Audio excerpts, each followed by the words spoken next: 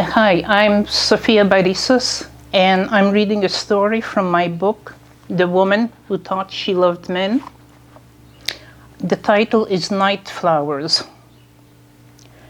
The garden lies in deep darkness, even in the noon of blazing day. A steamy pond lies still in wait for uncertain footsteps. Here aquatic green spiders, big as frogs, spin iridescent webs from leaf to leaf. Gigantic ancient trees stand about like medieval knights. Their branches sweep the ground and the water with monstrous black leaves, from which emanates a fine, dense vapor that fills the garden with an eternal fog. In this darkest, deepest part of the garden grow amazing giant plants, such as cannot be found anywhere else. The butcher guards the live seeds in a wooden casket at the back of the freezer, behind rows upon rows of hanging carcasses. Flowers like tremendous Chinese lanterns of purple velvet skins with deep red veins grow in clusters at the farthest reach of the misty shadows. These swollen pods rest on the ground, and from all around the bottom, roots, thick as ropes, reach out along the burning, steamy ground and penetrate the hungry, black earth, where they intertwine with the roots of the mist trees. Wrapped in each one of these huge shells, caressed by the velvet skins, live women with long black hair, so long that it winds itself around their feet in thick, lustrous coils.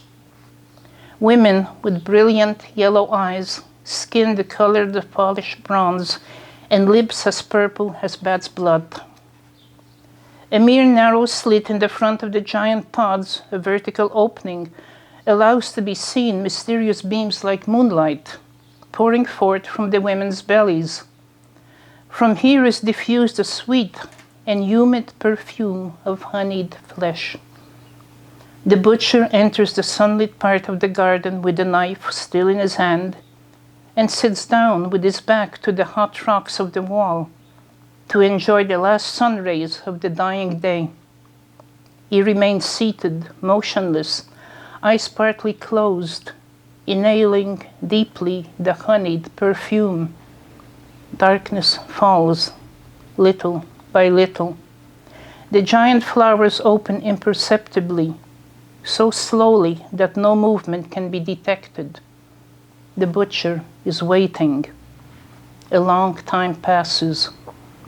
In the deepest, most hidden part of the garden, something is moving. From the bottom of one of the pods, now black with night, a foot slowly emerges, then an ankle, the ankle restrained, wrapped tight in purple roots that hold it fast to the ground.